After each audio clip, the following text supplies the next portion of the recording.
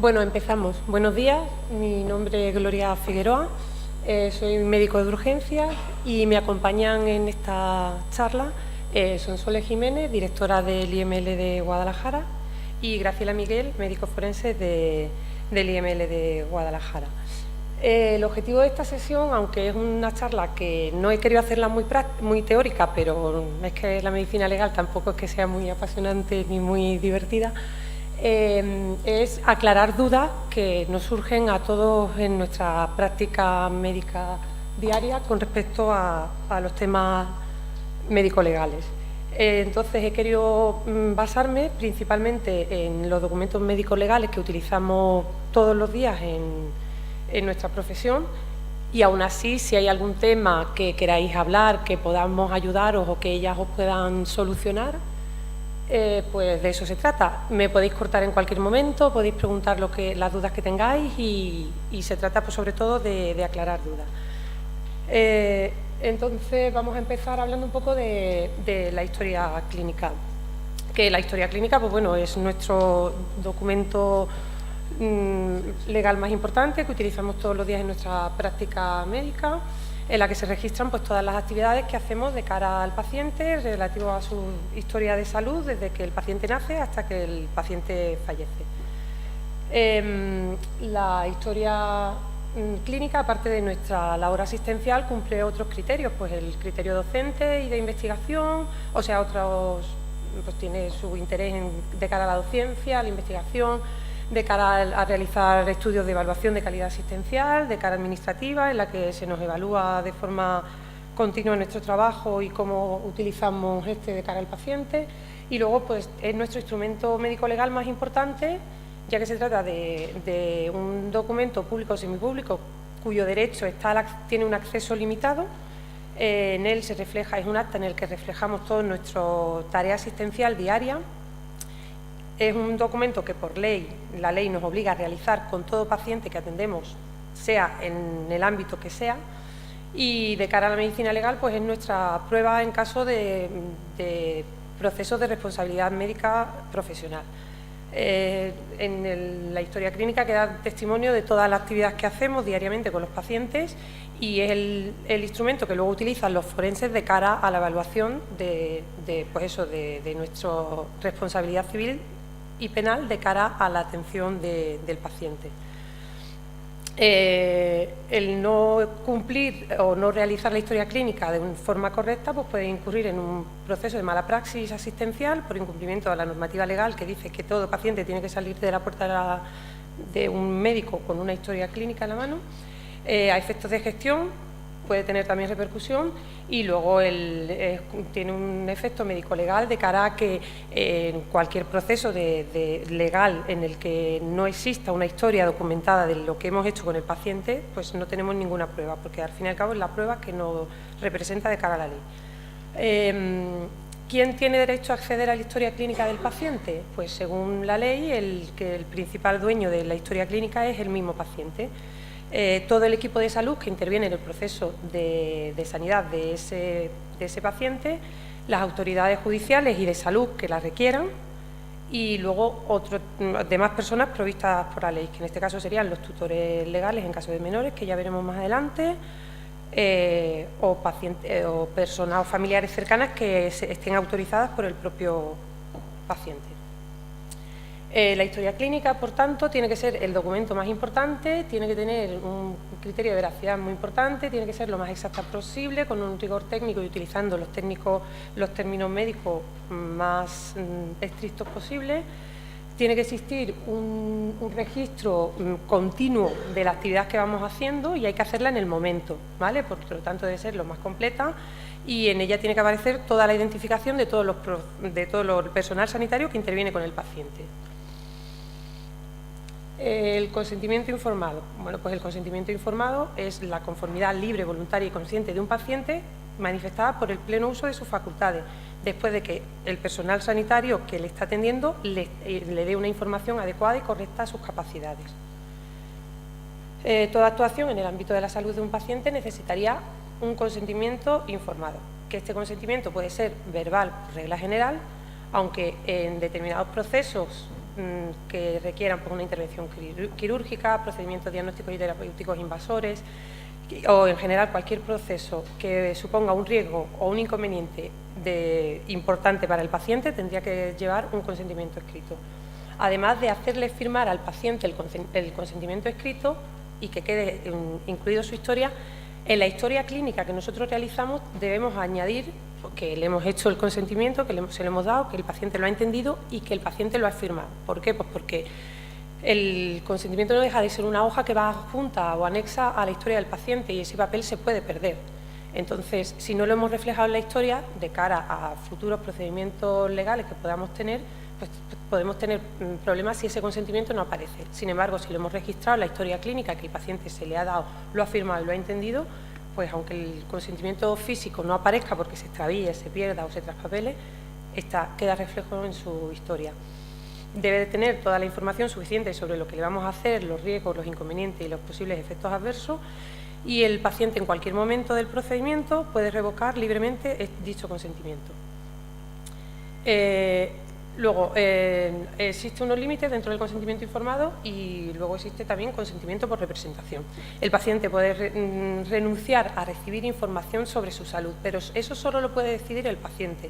Pues tenemos casos muchas veces de familiares que nos vienen y nos dicen: mire, es que mi padre se le acaba de diagnosticar tal enfermedad y yo no quiero que lo sepa. Bueno, pues hay que intentar negociar con el paciente y llegar a ver y hablar con él y concluir qué quiere saber el paciente. Y si el paciente quiere saber la enfermedad que tiene, los procedimientos que se le van a aplicar y tal, él tiene derecho, como dueño de su salud, de recibir toda la información que quiera.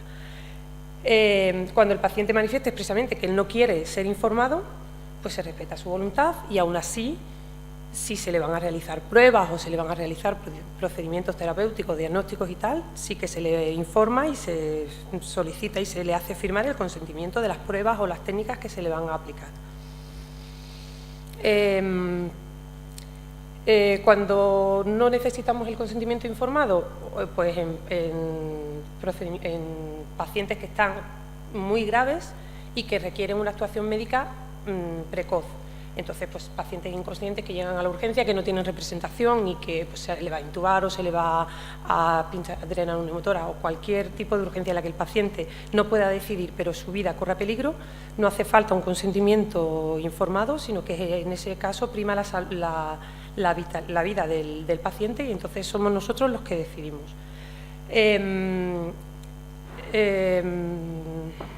Luego, cuando el paciente...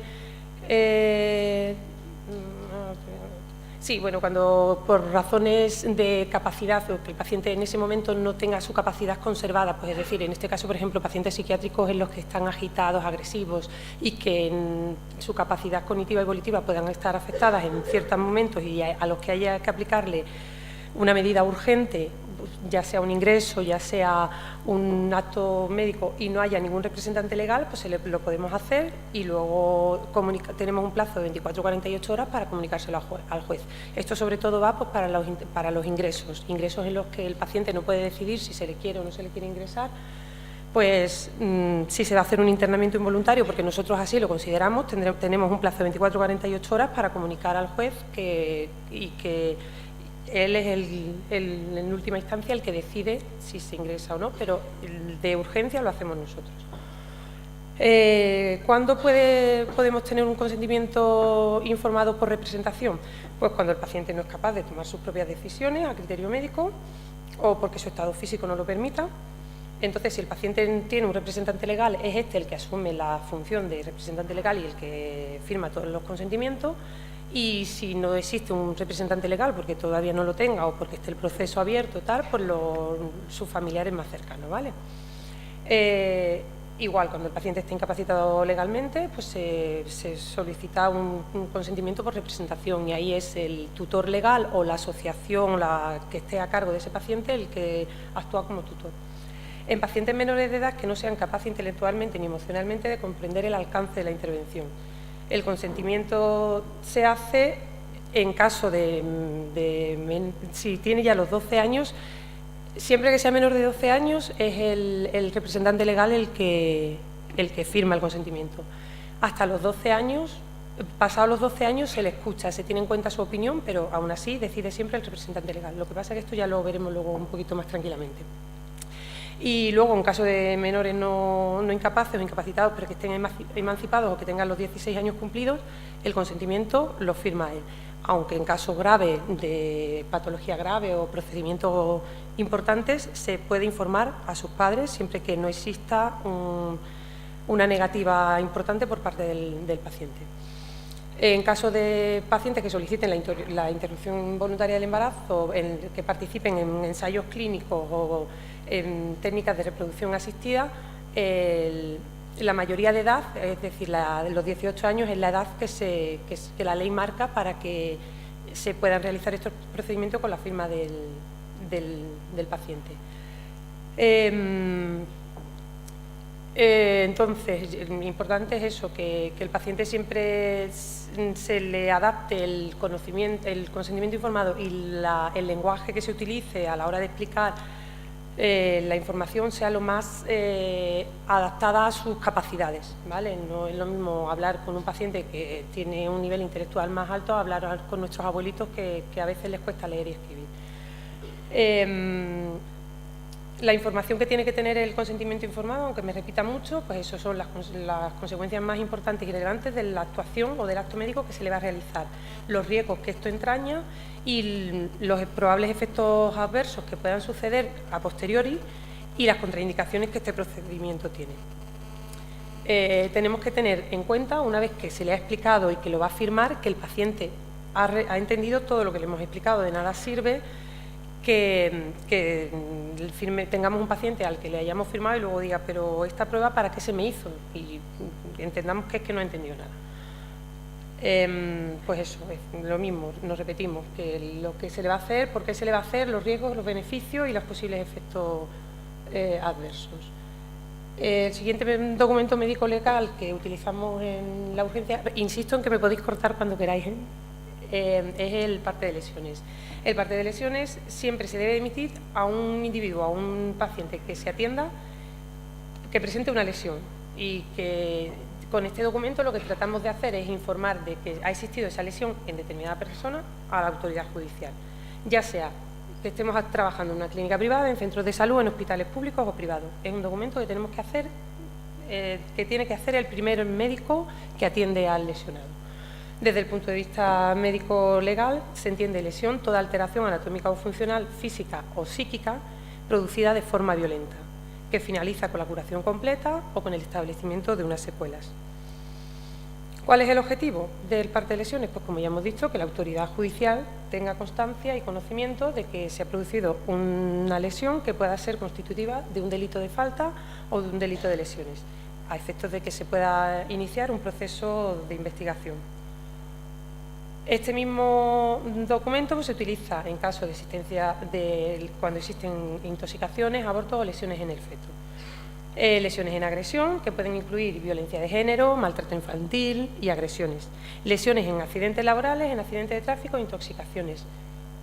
En teoría, también en pacientes en esto de las intoxicaciones es un poco amplio, pero sobre todo si sospechamos pacientes con intoxicación laboral e intoxicación alimentaria de un restaurante que da un caso de salmonela, pues esto habría que comunicarlo y habría que emitir siempre parte de lesiones, ¿vale?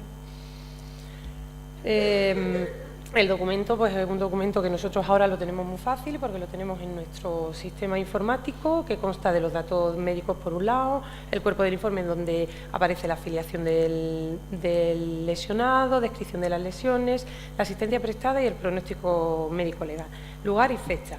En este caso incidir mucho que es muy importante de cara al forense que luego va a atender a ese lesionado, que le verá meses después o incluso años después, que seamos lo más cuidadoso posible a la hora de describir las lesiones, la localización, la extensión y con los términos médicos más exactos. Pues no sé, es que muchas veces lees informes en el que dice golpe en la cabeza, diagnóstico golpe en la cabeza o exploración golpe en la cabeza. ¿Golpe en la cabeza qué es? Entonces, pues si es una herida, cómo es la herida, cuántos centímetros mide, dónde se localiza, cómo la ves en el momento, porque a lo mejor te dicen, me acaba de pegar, y tú ves que es un hematoma evolucionado que tiene 5 o 6 días aproximadamente. Pues eso también sería importante, porque de cara a la investigación no es lo mismo.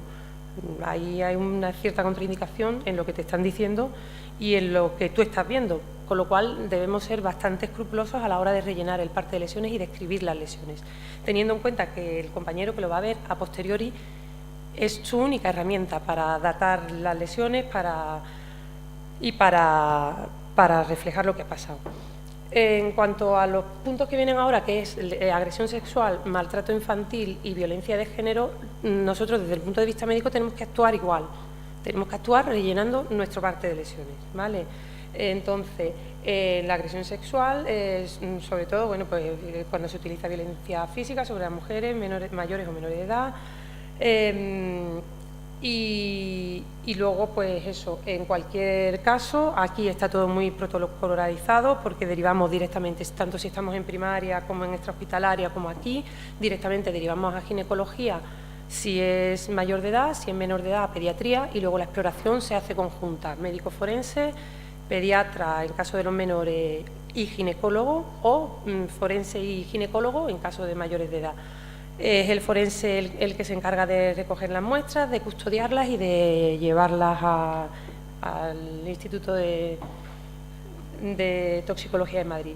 Entonces, importante de cara, pues no sé si hay aquí algún médico de extrahospitalaria o cuando vemos nosotros al paciente en la urgencia, que le tenemos en un box, no desnudar al paciente, no quitarle la ropa que el paciente llevaba, que la paciente llevaba si son las mismas ropas que llevaba en el momento de la agresión, porque todas esas muestras, si le desnudamos, se pueden perder. Hay muestras biológicas que se pueden perder en el proceso. Entonces, siempre es importante que si acaba de llegar y dice que lleva la misma ropa que llevaba en el momento de la agresión, no desnudarla y esperar a que llegue el forense para que las muestras las custodie el forense. Bueno, pues eso, en el informe pues se pone pues cómo está, si el estado emocional, el tipo de lesiones, porque aparte de agresión sexual puede existir agresión física, pues se describe, además del informe que hacen los ginecólogos, se hace un parte de lesiones en el que se intenta ser lo más exhaustivo posible. Añade también pues el tipo de lesiones que tiene, el tratamiento que precisa y luego si se le administra o no, profilaxis a posteriori y si precisa o no, tratamiento psicológico, ¿vale? Y luego también pues se le suele derivar y se suele añadir en el informe, en este caso, el seguimiento que se le va a hacer a las lesiones físicas físicas y psicológicas que pueda presentar la agredida, ¿vale? Bueno, en caso de maltrato infantil aquí se ve fatal, pero bueno, en cualquier ámbito podemos detectar un caso de maltrato infantil, pues ya sea en el colegio, en la guardería, en la vecina de enfrente y tal. Y entonces, como se supone que estamos ante un menor de edad que pueda estar desprotegido, tenemos que intentar comunicarlo. En primaria o los pediatras de atención primaria lo tienen muy bien porque, bueno, cuando tienen sospecha de que pueda existir una evidencia de maltrato, pues ellos lo que intentan es hacer un seguimiento, excepto cuando tenemos constancia de que exista, aquí se ve mejor, de que exista un riesgo inminente para el paciente. En ese caso, estemos donde estemos, tenemos que derivar al menor a un centro hospitalario. ¿Para qué? Para que se le explore debidamente y para evaluar qué se hace con él después, porque no es lo mismo que diga que un niño de 5 años ha sido agredido por su vecino del quinto, que si luego se va con su mamá y con su papá tendrá su seguridad estará garantizada, a que sospechemos que son los progenitores los que están agrediendo al niño. Entonces, en ese caso tenemos que derivarlo a un centro hospitalario, activar todo el sistema del fiscal de menores y tal, y velar por la seguridad del niño. Incluso si tenemos dudas, muchas veces a pediatría lo que le decimos es ingrésale, vamos a llamar al fiscal de menores y que se investigue un poco. Entonces, pues sí que es cierto que si sospechamos que ha existido un maltrato evidente, se derive a pediatría hospitalaria para que se puedan tomar medidas. En caso de los niños, pues igual un parte de lesiones en el que incluye una anamnesis completa, con exploración completa, lo más completa posible. En caso de abuso sexual, pues igual la exploración la haría el ginecólogo, el pediatra, junto con el forense. Y el caso de maltrato físico, la única diferencia que existe con el adulto es que normalmente cuando son niños menores de 2 años y existe una evidencia de un maltrato importante, se les solicita una serie ósea para ver si, sobre todo en maltratos que sospechamos que son maltratos continuos por parte un menor ha sido agredido durante mucho tiempo por parte de sus progenitores o en el colegio, tal, se le solicita una serie ósea completa. Bueno, pues eso, ante una sospecha, si no tenemos un niño aquí que viene con sospecha de maltrato, si no evidenciamos que exista maltrato y tenemos constancia de que el niño está bien y que no hay nada que nos haga pensar que ha sido maltratado de verdad, el alta. Si sospechamos una situación de riesgo, pues lo ponemos en comunicación con servicios sociales para que se le haga un seguimiento. Si la sospecha de maltrato es real, o sea, tenemos una sospecha alta de maltrato o un maltrato real y evidenciado, se le pone tratamiento, se suele ingresar si sospechamos, ya te digo, que el menor pueda estar desprotegido en su domicilio y se comunica al fiscal de menores para que active el protocolo de centros de acogida o lo que proceda. En nuestro caso, la notificación es la importante, el parte de lesiones y nuestra herramienta para comunicar al juzgado es el parte de lesiones y si es una situación grave, al fiscal de menores. En caso de violencia de género, lo mismo. Aquí nosotros se supone que la ley distingue entre violencia de género y violencia en el ámbito familiar. El caso que para nuestro manejo diario da igual, porque nosotros lo que tenemos que hacer es recoger en una historia clínica muy detallada lo que nos están narrando. Nosotros no somos los jueces, nosotros solo recogemos lo que nos narran y ponemos las lesiones que vemos y hacemos una exploración completa. En caso de que sospechemos también que exista un compromiso o que la mujer no tenga dónde ir, que se sienta desprotegida y que no pueda volver a su domicilio, pues a través de Policía Nacional o Guardia Civil llamamos y ellos activarán al centro de la mujer y le buscarán un centro de acogida urgente y no quedará desprotegida. Y eso también sería labor nuestra hacerla. No tenemos que estar solo prestando una labor asistencial pura y dura, sino que también tenemos que estar pendientes de qué sucede después con la lesionada.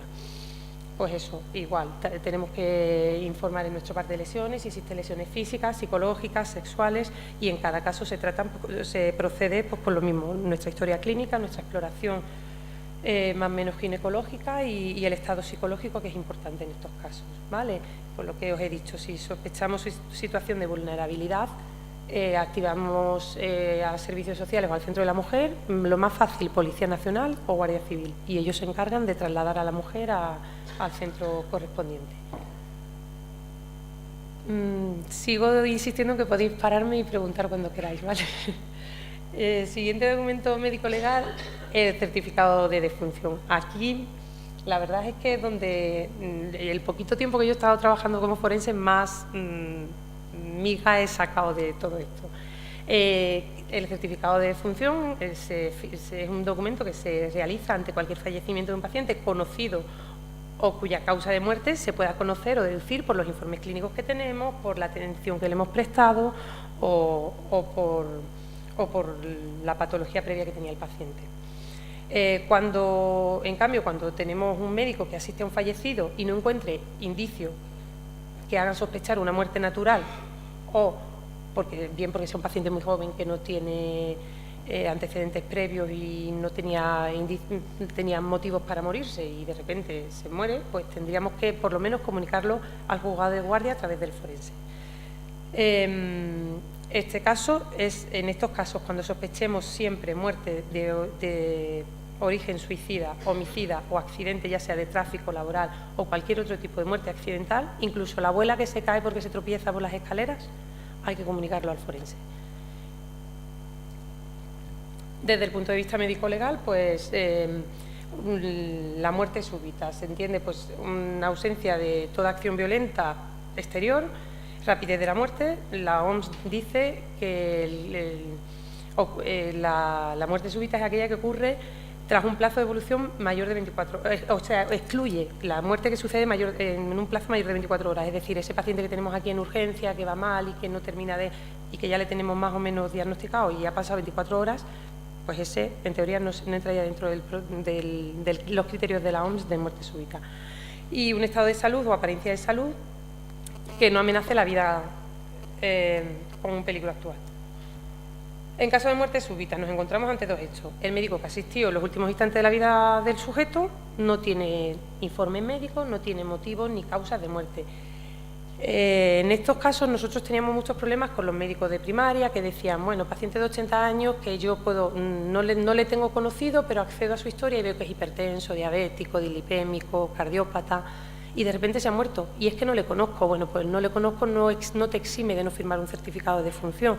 Ese señor de 80 años, con toda la comorbilidad que tiene asociada, tiene criterios suficientes de muerte y de muerte natural en caso de que en la exploración no sospechemos, insisto, datos de muerte violenta, es decir, el abuelo que se sincopa y fallece porque pues a lo mejor no podemos hacer un diagnóstico certero de causa de la muerte, pero sí sabemos que ese paciente no tiene criterios de causa de muerte violenta, con lo cual tiene mucha comorbilidad asociada y ese paciente es candidato a firmar un certificado de defunción, aunque no sea nuestro paciente, aunque no lo conozcamos o aunque seamos el médico que estamos en el pueblo de vacaciones. Tenemos la obligación legal de firmar el certificado de defunción, porque el médico que firma el certificado de defunción es el médico que diagnostica la muerte, ¿vale? Entonces, el médico que certifica la muerte es el que firma el certificado de defunción, en caso de que no exista criterios de muerte violenta o muerte súbita que digna de ser estudiada. Entonces, cuando no existan indicios de muerte violenta y datos de criminalidad, se puede practicar una orden, o sea, una autopsia médico-legal solo en casos, en los casos en los que decía, pacientes jóvenes que no tienen comorbilidad asociada, que no tenemos criterios de muerte y sobre todo en estos pacientes se suele hacer mucho la autopsia, que sería más una autopsia clínica, luego explicaremos las diferencias, de cara también a la familia. Pues nosotros cuando hacíamos autopsias y en un paciente de 40 años que fallece y tal, tenemos que pensar también que ese paciente tiene familia, no tenemos certeza de que sea una muerte violenta, pero sí tenemos que diagnosticar las causas que han producido esa muerte de cara a su familia, pues si es una cardiopatía congénita, pues si es que no estaba diagnosticada, pues si hay que hacer un estudio genético al resto de la familia. Entonces, en esos casos sí es conveniente llamar al forense y practicar una autopsia judicial, que sería más bien clínica, sí, pero ya sabemos todos los problemas que tenemos a la hora de realizar autopsias clínicas, con lo cual es mucho más fácil hacerlo a través de una autopsia judicial y ya está. Insisto, cuando no debe haber duda en causa de suicidio, ese paciente que viene aquí, que se ha tomado 50 comprimidos o 50 blisters de Orfidal y fallece estando aquí en la urgencia, hay que llamar al forense, aunque sepamos de que se ha muerto. Sí, todos sabemos de que se ha muerto, pero hay que llamar al forense. Sospecha de homicidio o signos de agresión física, muerte por accidente de cualquier tipo, da igual. Paciente de 95 años que se levanta para ir al baño de madrugada, se cae, TCE con hemorragia masiva y se muere. Hay que llamar al forense. Aunque se mueran días después, pero si se ha muerto de la causa primaria, que era el traumatismo, hay que llamar al forense. Y muerte súbita o inesperada, ya te digo, en esos pacientes jóvenes en los que no tenemos la causa. No es lícito rellenar un certificado de defunción en el que aparezca un motivo, que todos firmemos como ¿hay indicios de muerte violenta? No. Y en el diagnóstico o causa principal de muerte pongamos traumatismo. Incompatible, no. Porque ningún juez, que es al fin y al cabo el que tiene la última palabra, visa ese tipo de certificado. Hay que paralizar el entierro del paciente, hay que avisar al forense y hay que hacer la autopsia. O sea que traumatismo en un certificado de defunción nunca. Ni atragantamiento, ni asfixia, no. Un paciente neurológico que tiene una patología degenerativa y que se atraganta, bueno, broncoaspiración lo aceptamos, atragantamiento no, vale.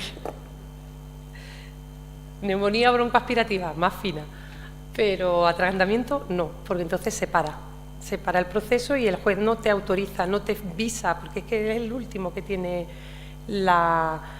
el poder de decir si se entierra o no se entierra, entonces no va a enterrar a un paciente en el que ponga un dato de muerte violenta, ¿vale? Bueno, pues importante, ¿qué datos aparecen en el certificado médico? Yo creo que todos aquí hemos rellenado un certificado de defunción, datos del médico, datos acerca del fallecimiento, especificando causa inmediata, causa inmediata de muerte y causa fundamental. Los datos de filiación del fallecido, importante, fecha, hora y lugar de la defunción, ¿vale? Intentar, que estos son normas así, que luego tampoco es que los forenses aquí presentes sean muy estrictos para esto, lo de las abreviaturas, no utilizar siglas ni abreviaturas porque queda como que no queda bien, porque nosotros sí somos médicos y lo leemos y muy bien, pero quien recibe finalmente este informe es un juez y el juez de leyes mucho, pero de medicina nada. Entonces, intentemos no poner siglas, sobre todo porque son documentos legales, igual que en la historia clínica, que dan diagnóstico ITU. Pues es que ITU sabemos nosotros lo que significa, pero un paciente no sabe qué es una ITU. Entonces, luego, importante que debe existir una secuencia fisiopatológica y temporal entre las diversas causas de muerte, por la causa fundamental, la intermedia y la inmediata, y si no hay suficientes datos, pues no se rellena. Si no sabemos todos los datos que han producido la muerte, pues no hace falta rellenarlo todo. Causa inmediata es la causa principal o condición patológica que produce la causa del fallecimiento, ¿vale? En este apartado, intentar no utilizar el mecanismo de muerte. Tampoco, lo que os digo, los forenses tampoco son muy estrictos, porque es verdad que cuando muchas veces no sabemos qué poner, pues ponemos parada cardiorrespiratoria. Parada cardiorrespiratoria no deja de ser un mecanismo de muerte, no una patología que produzca la muerte, pero aún así tampoco son muy estrictos a la hora de visar un certificado en el que ponga. Pero bueno, son términos que intentamos no poner, ¿vale? La causa intermedia, pues la enfermedad o proceso que ha dado lugar a la causa inmediata. Y la causa fundamental o inicial, pues la enfermedad, lesión que inició el proceso de acontecimientos que condujeron finalmente a la muerte. Luego, en el apartado otro, se puede anotar todas las patologías y la comorbilidad asociada que tenga el paciente. Insisto, no hace falta rellenar todos los datos, pero importante que no se pongan cosas que no deben aparecer en un certificado. Pues un ejemplo práctico, por ejemplo, varón de 80 años con un antecedente de POS, hipertenso y que inicia con una infección respiratoria, presenta un cuadro de insuficiencia respiratoria grave y fallece en su domicilio. Pues en este caso, claro, causa inmediata, insuficiencia respiratoria. Causa intermedia, la infección respiratoria. Y la causa fundamental o inicial, enfermedad pulmonar obstructiva crónica. Y en otros ya podemos poner si era hipertenso, obeso, fumador, no fumador y toda la patología asociada que tenga, ¿vale? Diferencias de autopsia clínica y autopsia judicial. Bueno, pues una autopsia clínica es un acto científico-técnico que contribuye a investigar muertes en las que el estudio clínico no ha sido suficiente para establecer el diagnóstico de enfermedad. Bueno, pues esos pacientes que tenemos aquí, que por interés médico, por interés diagnóstico o por interés familiar a veces quieren saber la causa de la muerte. En estos casos no haría falta llamar al forense. Se hacen aquí, es una autopsia clínica que la hacen los patólogos y que el objetivo fundamental es determinar la causa dentro de la muerte natural, por qué ha fallecido el paciente, ya sea por interés médico, por interés familiar o por interés científico. Bueno, pues según el Colegio Americano, estaría indicada practicar una autopsia clínica en casos en los que la autopsia nos pueda decir complicaciones médicas sucedidas durante el acto quirúrgico, durante la intervención médica, ¿vale? En casos en los que la causa de muerte o el diagnóstico principal no sea conocido con seguridad razonable. Casos en los que la causa de muerte puede aportar a la familia o a la sociedad general datos relevantes e importantes. Pues eso os decía, esos pacientes en estudio que se mueren de forma brusca, que no tienen antecedentes y tal, en estos casos la indicación inicial sería una autopsia clínica, pero ya os digo, como es tan complicado conseguir una autopsia clínica, pues al final se judicializa el caso. Y muertes no esperadas o inexplicables tras procedimientos diagnósticos o terapéuticos, pues esos pacientes que suelen fallecer en quirófanos o a los que se les va a hacer una angiotaquia y de repente fallecen sin motivos explicables o esperables, pues son candidatos a una autopsia, en una autopsia clínica. Y luego pacientes que participan en protocolos hospitalarios de investigación, esos casos siempre se les realiza. Muertes que no están, pues eso, lo que decíamos antes, esas muertes que no están sujetas a jurisdicción forense y que a lo mejor hay un interés de alguno de los tipos que hemos explicado algo anteriormente, habría que hacerla. Muertes por infecciones de alto riesgo, enfermedades contagiosas, pero luego aquí cada vez que se activa un protocolo pues tipo ébola, tipo tal, cambian las cosas, pero sí que en enfermedades de alto riesgo y tal habría que hacerla en un sitio preparado, especializado y sería una autopsia clínica y no judicial en ninguno de los casos. Todas las muertes de posible origen obstétrico son candidatas y esas sí siempre se hacen aquí, son autopsias clínicas. Todas muertes perinatales o infantiles precoces también se realizan por parte de los compañeros de anatomía patológica. Muertes por causa de enfermedad ambiental o laboral no traumática, ¿vale? Es por una enfermedad mantenida, no por un accidente laboral o por una intoxicación laboral, no, porque eso sería judicial, ¿vale? Muerte en caso de donantes de órganos que se sospeche que puedan tener alguna contraindicación para la donación, se les puede o algún tipo de enfermedad o algún tipo de cáncer que no se haya diagnosticado, se le puede realizar. Y muertes ocurridas en las primeras 24 horas tras un ingreso en un hospital, en teoría, la ley dice, o el Colegio Americano dice, que tendrían que ser candidatas a autopsias clínicas, o aquellas que pudieran estar influidas o derivadas de la estancia hospitalaria. La judicial, pues cuando hemos dicho que son todos aquellos actos que se realizan en muertes en las que tienen un interés judicial, que son las muertes violentas o sospechosas de criminalidad, o muertes en las que no se ha expedido un certificado de función, pues ya te digo, porque el médico del pueblo no conocía al paciente. Entonces, en esos casos casi siempre nos toca hacerla. ¿Qué persigue? Pues la autopsia médico-legal, pues los fines que persigue es asegurar la realidad de la muerte, aunque sea de forma excepcional. En las primeras comprobaciones que se debe hacer en un cuerpo deben ir dirigidas a diagnosticar la causa cierta de muerte, ¿vale? Es decir, que cuando hacemos una autopsia, la inspección del lugar donde ha muerto el paciente y la inspección del cadáver, ahí ya empieza la autopsia. En casos de pacientes en los que sea necesario establecer una identidad, pues sobre todo estos abuelos que fallecen en su domicilio, que llevan varios días muertos y que nadie lo encontró, aunque tengamos un DNI y un guardia civil que nos diga si este es el DNI del paciente, el estado avanzado de descomposición del cadáver a veces hace imposible el reconocimiento, con lo cual ahí hay que practicar una autopsia. Para establecer la data de la muerte dentro de un marco temporal concreto, determinar en algunos casos si se trata de una muerte natural o violenta, conocer la causa y el mecanismo que desencadenó la muerte y si puede ser en el caso de muerte violenta, determinar si se trata de un homicidio, suicidio o accidente, ¿vale? Y otras circunstancias trascendentales que puedan ayudarnos a esclarecer las causas del fallecimiento. Entonces, en condiciones normales, atención al menor, que yo creo que es el caso más, un poquito que tenemos más dudas todos, o por lo menos que más veces me han preguntado en el tiempo que llevo aquí.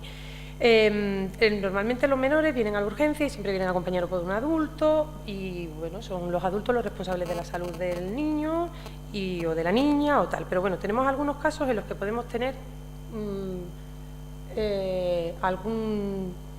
algunas dudas. Pues, por ejemplo, Roberto, que tiene 15 años y que sus padres solicitan la historia clínica porque sospechan que el niño consume drogas. ¿Qué hacemos con este niño? Ana, que tiene 16 años y que está embarazada de 6 semanas y solicita una interrupción voluntaria del embarazo. No quiere que su familia lo sepa. Otro caso, Juan, que tiene 13 años y no se quiere vacunar. Marcos, de 13, que precisa una transfusión urgente porque tiene un grave riesgo de mortalidad y sus padres rechazan porque son testigos de Jehová. Bueno, pues la ley dice que el paciente menor de edad que no sea capaz intelectual ni emocionalmente de comprender el alcance que tiene la intervención, el consentimiento lo da el representante legal del menor, después de haber escuchado la opinión, si éste tiene 12 años. Es decir, menor de 12 años, el niño no opina. Si tiene 12 años, seguimos tirando del representante legal, padre, madre o tutor, pero se le escucha. Menores que no estén incapacitados, que no sean incapaces ni estén incapacitados, pero que estén emancipados o tengan ya los 16 años cumplidos, aquí no necesitan tutor legal ni representación ni consentimiento por representación. Son ellos los dueños de su salud.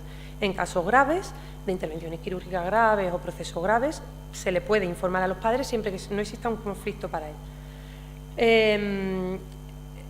Casos en los que son un poquito especiales, pues en caso de agresiones sexuales o de delitos sexuales que puedan ser o no indicios de delito.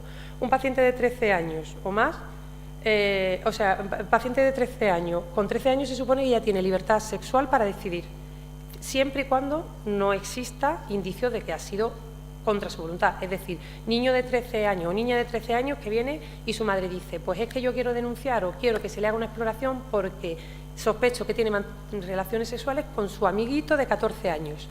Se supone que es una relación entre iguales y con 13 años ya él puede decidir si tiene o no relaciones sexuales libremente. Si no sospechamos que si son relaciones sexuales entre iguales, es decir, niña de 13 años que tiene un novio de 21, pues ahí la cosa cambia, ¿vale? Y ahí sí que habría que activar el protocolo. Pero si son relaciones consentidas y entre iguales, no es indicio de delito y el niño, si tenemos constancia de que es un niño cuya capacidad de decidir está conservada y no es un niño que tenga alguna patología que pueda repercutir en sus capacidades, él decide. Por tanto, si él decide, con 13 años ya podemos prescribir la píldora anticonceptiva en caso de emergencia, porque si él ha tenido una relación, ella ha tenido una relación sexual consentida entre iguales, se le puede prescribir, ¿vale? Informando previamente y recogiéndolo en la historia y tal. Por eso nos tenemos que asegurar que tiene grado de madurez suficiente, que comprende realmente lo que le estamos explicando, que comprende los riesgos y la alternativa y que su decisión está basada en motivos reales y racionales, ¿vale? Entonces, ¿el consentimiento informado se hace por representación? Sí, el paciente está incapacitado legalmente. Si es menor de edad, incapaz para tomar decisiones, en mayores de 12 años se le escucha, ya hemos dicho. Entre 12 y 16, si está capacitado, decide él. O sea, entre 12 y 16 valoramos el grado de madurez que tiene, ¿no? Y si tenemos un niño de 12 a 16 años con madurez suficiente y tal, se le escucha y por lo menos se le deja opinar, ¿vale? Independientemente de que luego si el procedimiento o la voluntad del niño va en contra de la voluntad del médico, de los padres y tal, pues ahí habría que valorarlo. Emancipados o mayores de 16, no hay duda, deciden ellos. Y luego, mayores de 18 años debe ser para participar en ensayos clínicos y para reproducción asistida. Entonces, pues lo mismo que hemos dicho antes, que si con la misma, con esta normativa, pues el paciente tiene derecho a acceder a su historia profesional y asistencial, el familiar, si es menor o incapaz, se la damos al familiar. Y si el familiar está fallecido o el niño está en centro de acogida, los representantes legales. Pues lo mismo que hemos dicho, menores de 13 años siempre es un delito de abuso sexual cuando sospechamos que ha tenido relaciones sexuales. Da igual que te diga con 12 años, no, es que yo quería, no, da igual, si tiene menos de 13 años no puede querer ni no querer porque no tiene capacidad, en teoría, según la ley. Si tiene entre 13 y 16 años y son consentidas, pero hay un engaño porque sospechamos eso, que está con un adulto que le dobla la edad, que ha habido indicios de engaño, sí que se sigue tratando como un abuso sexual. Y siempre se comunica a la ley, a los representantes legales y al juzgado de guardia. ¿Vale? Lo de la anticoncepción de urgencia que ya hemos dicho, lo de la interrupción voluntaria, y entonces ahora resolvemos los casos. En el caso de Roberto, que era que sus padres solicitaban su historia clínica porque sospechaba que consumía tóxico, pues si el paciente no se le puede dar porque el paciente tiene más de 12 años y está capacitado. Es decir, eso está en nuestras manos, saber si él es un niño que tiene sus capacidades conservadas. Y entonces tiene derecho a confidencialidad, con lo cual en este caso no se le podríamos dar la analítica a sus padres. Ana, de 16 años, que está embarazada de 6 semanas y que se solicita la interrupción voluntaria del embarazo y no quiere que su familia se entere, pues como ya tiene una mayoría de edad sanitaria para decidir, pues no habría que pedir el consentimiento del padre. Insisto, debíamos informar a los padres o al representante legal en caso de que esto no alegue un conflicto grave para ella. Juan, de 13 años, que no quiere que se le vacune. Pues la vacuna se supone que es una actividad preventiva voluntaria. Si de la historia clínica sacamos y de la entrevista con el paciente, que es un chico capacitado, que entiende y que es conocedor de los riesgos y beneficios que tiene la vacunación y la no vacunación, hay que respetar su voluntad, o sea, hay que escucharle por lo menos junto con la opinión de sus padres. Marcos, de 13 años, que precisa una transfusión urgente y los padres rechazan por ser testigo de Jehová. Aquí existe un riesgo grave de salud y aunque esté capacitado tal, la decisión de los padres, o sea, existe un riesgo grave, está capacitado y los padres deciden en teoría. El derecho a la vida aquí prima sobre todo, entonces es un delito por homicidio o por omisión del deber de socorro y entonces aquí hay que activar la vía judicial siempre. Aquí os he puesto unos teléfonos interesantes del juez de guardia y del forense de guardia, por si os lo queréis apuntar. Me falta el fiscal de menores, que no lo he conseguido, pero por si tenéis alguna duda, algo que preguntarle, ellos están las 24 horas del día, los 365 días del año, así que... Y preguntarme, por favor. Gracias. Dime. Sí. Gracias.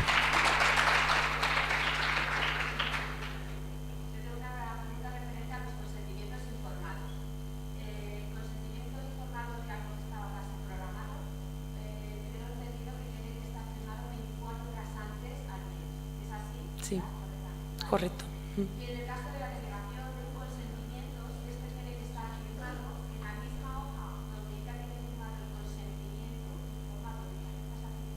La derogación, dice, del consentimiento. Eso es.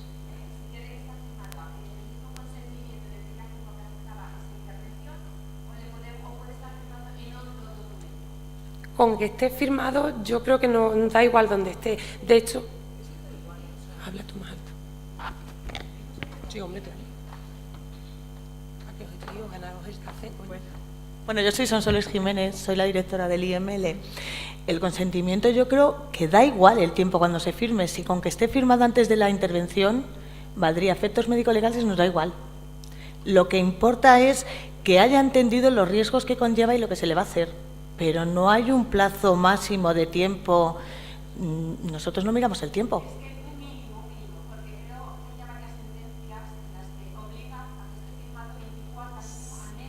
Claro, sobre todo, la ley dice sobre todo que en procedimientos graves que entrañen riesgo importante el paciente tiene pues eso, que asumir un poquito lo que, pero que en un caso, no sé cuántas veces han sido pacientes que entran de urgencia y que no se le puede explicar, da igual.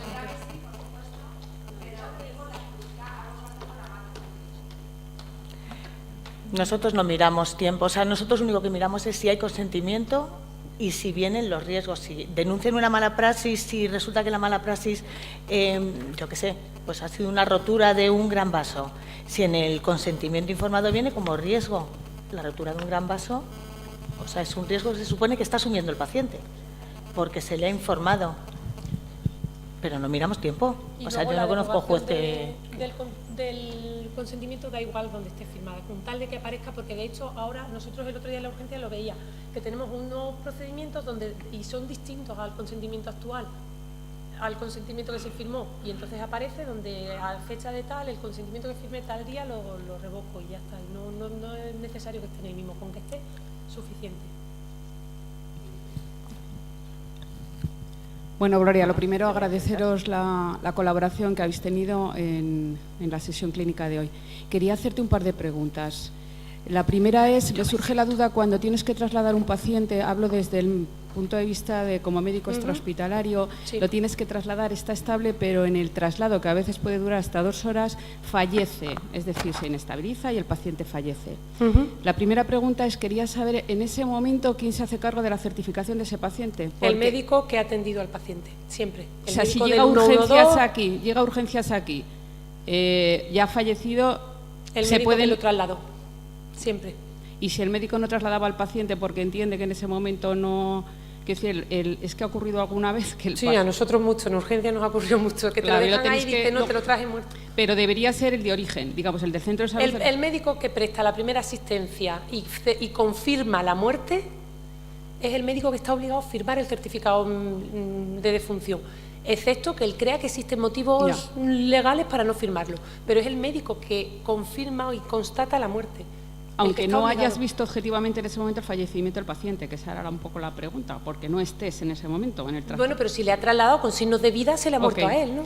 Ok, y la siguiente pregunta, cuando una agresión sexual se recoge en muestras, entiendo que se deriva al forense por defecto, lo deriva al Instituto Nacional de Toxicología. Sí. Pero la pregunta es, si puntualmente se recogen muestras, se quedan aquí en el hospital, a mí la duda que me crea, ahí ya no hay... No, eso no se hace nunca, tiene que existir una cadena de custodia, eso no se hace nunca. O sea, por eso, para explorarla tiene que estar presente el forense. Tóxicos, dice. Sí, por ejemplo, nosotros lo hacemos, por ejemplo, cuando lo de la escopolamina, a veces que se pide en situaciones urgentes, porque el resto no lo llevamos incluso, pero ahí sí que hay una orden judicial. Nosotros cuando solicitamos una muestra de sangre para tóxicos o una muestra de orina para tóxicos, lo ponemos en nuestro informe y se lo decimos al juez, y luego se manda una orden judicial aquí a hematología o a donde esté la muestra custodiada, para que sepa que es un proceso judicial, siempre se hace. Vale, y por último, aquí cuando tenéis un paciente anciano agresivo, ¿vale?, que hay que pautar una restricción física y está solo, no tiene familiares, ¿es obligatorio pedir la autorización al juez? Si es de urgencia, porque tú crees, pues por ejemplo, es de noche, son las 3 de la mañana y tú crees que pues igual que en psiquiatría, el paciente está agitado y peligra su integridad física, no hace falta que te lo autorice un juez. Y en caso de medidas de contención en anciano, yo tengo entendido que no lo autoriza un juez, lo autoriza un familiar. Otra cosa es que haya discrepancias entre el médico y el familiar, entonces ya hay que judicializar el caso, pero normalmente lo que hacen los geriatras, corregidme si me equivoco, es informar a la familia y que lo autorice un familiar, que se le van a poner medidas mecánicas, pero no, si hay acuerdo en la familia y el médico, no hace falta avisar al juez en pacientes, ni en psiquiátricos ni en ancianos, nunca. Vale. ¿El qué? Claro, es criterio médico. Lo que pasa es que a veces, no sé, yo sí que es cierto que en la práctica médica me he encontrado a veces familiares que han llegado y han dicho, pero ¿por qué tienes a mi abuelo atado? Y se cabrean y se enfadan. Entonces se lo explicas y normalmente lo entiende. Si no lo entendiesen y quisieran denunciar, entonces ya podría, pero son criterios médicos, ahí no, el juez no manda, porque ahí tú es el médico el que decide si el paciente tiene un grado de agitación tal que peligra su integridad. Claro, porque es por su seguridad, efectivamente.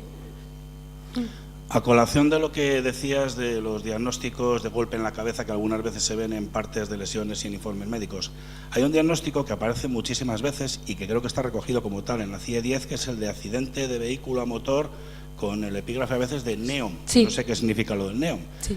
Eso es un cajón desastre que realmente no sé hasta qué punto tenéis constancia de que haya podido tener problemas luego, porque ahí entra un esguince cervical, una lumbalgia, una fractura y prácticamente todo. No, luego no tenemos problema. Te refieres en el parte de lesiones, no en el... No, es en el parte y en el informe, porque en el informe médico también muchas veces aparece el mismo diagnóstico.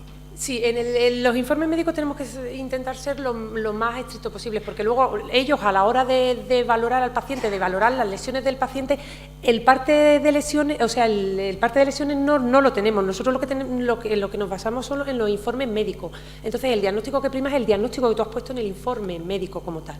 El parte de lesiones es una herramienta que le llega al juez y que tú utilizas para comunicar el evento.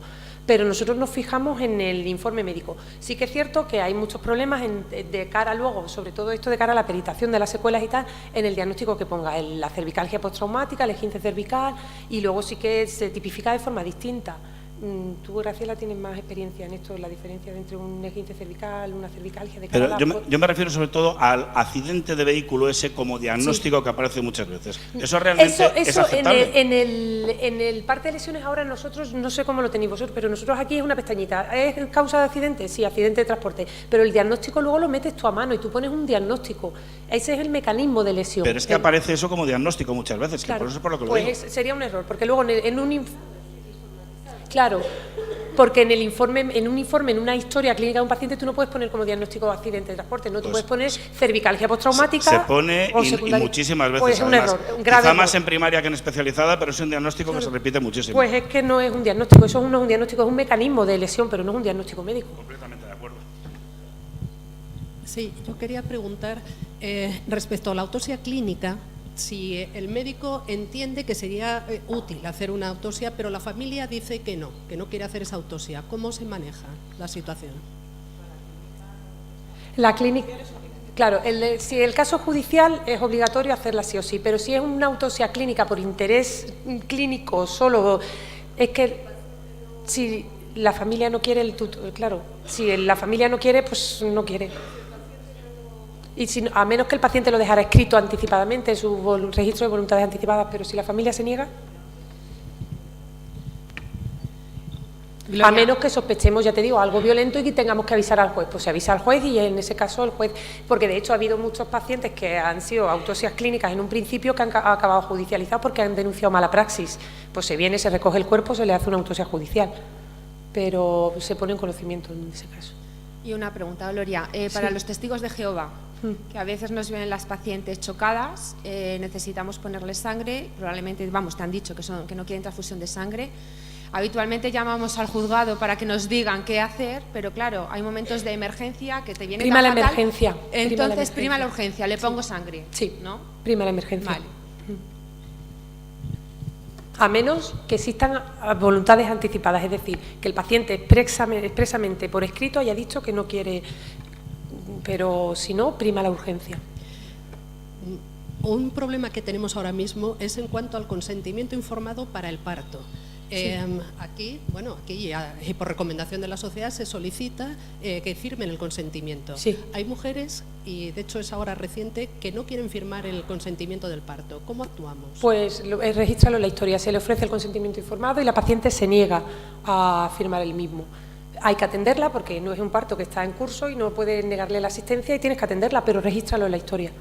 Porque luego es la herramienta, si sucede algo y ella dice, no, es que yo no firmé, bueno, pero es que estabas de parto y había que atenderte sí o sí y lo registras en la historia.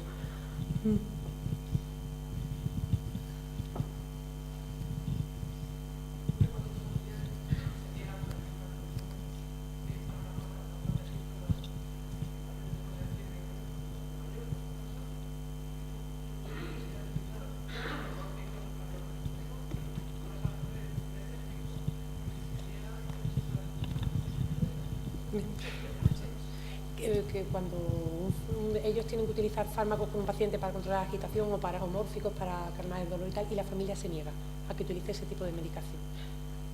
Es que si existe una indicación médica, es la indicación médica la que prima en todo este... ¿Vale? Claro, y depende de si el paciente no puede decidir, es en ese caso, y tú crees que y no está nada escrito de que él no quisiera recibir medicación, prima la voluntad del médico. Y otra pregunta. Claro, efectivamente eso.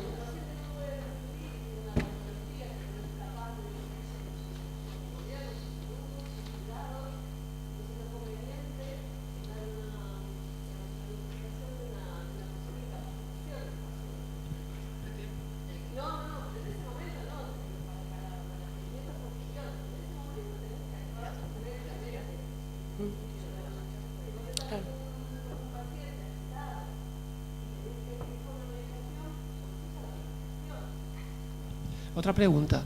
En caso de que consideremos que un paciente ingresado en el hospital sin familiares, incapacitado no legalmente, pero evidentemente que lo está, ¿podemos hacer una indicación de ingreso involuntario en residencia?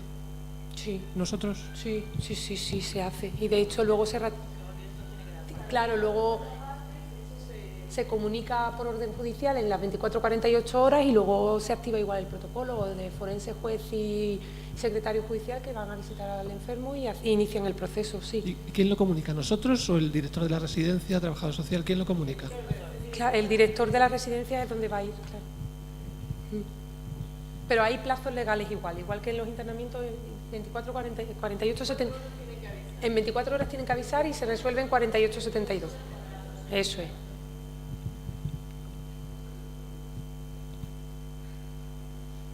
¿Algo más? Gracias.